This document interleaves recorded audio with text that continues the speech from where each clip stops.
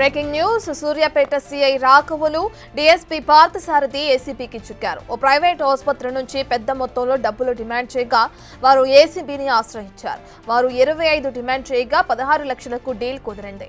డబ్బులు ఇవ్వకపోతే వ్యాపారాన్ని మూసేయిస్తామని సీఐ డీఎస్పీ బ్లాక్మెయిల్ చేశారు. బాధితుల ఫిర్యాదుతో డీఎస్పీ కార్యాలయంలో 2.5 గంటలుగా విచారణ జరిగిన ఏసీబీ ఇక సీఐ డీఎస్పీని దోషులుగా తేల్చింది. వారిని రేపు ఏ కోర్టులో హాజరుపరచనుంది.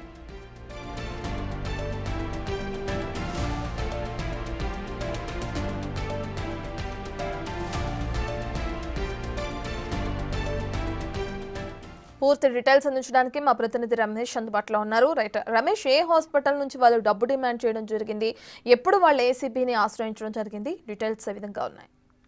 సూర్యాపేటలో ప్రైవేట్ ఆసుపత్రిలో ఒక స్కానింగ్ సెంటర్ నిర్వాహకునిపై కూడా కేసు నమోదు చేయడం జరిగింది. అయితే ఈ కేసులో భాగంగా అతనికి నోటీసులు సర్వ్ చేశారు, కానీ ఇంకా అరెస్ట్ చేయలేదు. అయితే అరెస్ట్ చేయకుండా ఉండేందుకు కూడా ఒక 25 లక్షల రూపాయల డీల్ కూడా ఆ టౌన్ సిఐ వీరరాఘవులు అదేవిధంగా డిఎస్పీ కూడా ఆ డీల్ కుదిరినట్టు తెలుస్తుంది. అయితే 25 లక్షలు ఇవ్వలేను, ఒక 16 లక్షలు అయితే ఇస్తానని కూడా బేరం కుదుర్చుకోవడం జరిగింది. ఆ తర్వాత బేరం కుదుర్చుకున్న తర్వాత ఆసుపత్రి నిర్వాహకుడు ఎవరైతే ఉన్నారో అతను ఏసీబీ అధికారులను ఆశ్రయించడం జరిగింది. పెద్ద మొత్తంలో కూడా డబ్బులు డిమాండ్ చేస్తున్నట్టు కూడా ఏసీబీ అధికారులకు తెలపడంతో కూడా ఏసీబీ అధికారులు ఇవాళ సూర్యాపేటలోని డిఎస్పీ కార్యాలయంలో దాదాపు 2 గంటల పాటు కూడా విచారణను ప్రారంభించడం జరిగింది. ఆ విచారణ పూర్తి చేసిన తర్వాత ఆ టౌన్ డిఎస్పీ ఎవరైతే ఉన్నారో పార్థసారథి అదేవిధంగా పట్టణ సిఐ వీరరాఘవులు ఇద్దరిపై కూడా కేసు నమోదు చేయడం జరిగింది. రేపు కోర్టులో ప్రవేశపెట్టనున్నారని చెప్పవచ్చు. ఎవరైతే ఉన్నారో అతని ఫిర్యాదుదారుని పేరు కూడా బయట పెట్టలేదు, ఎందుకంటే ఏసీబీ అధికారులు గోప్యంగా ఉంచుతున్నారు. అయితే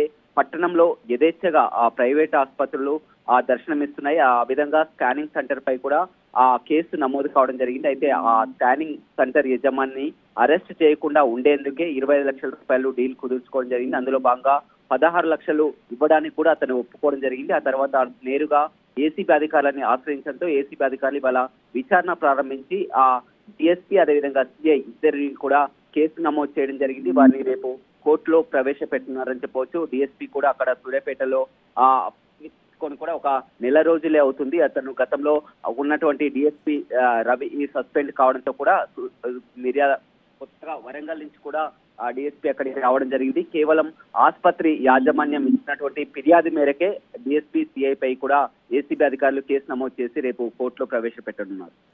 రైట్, థ్యాంక్ యూ రమేష్.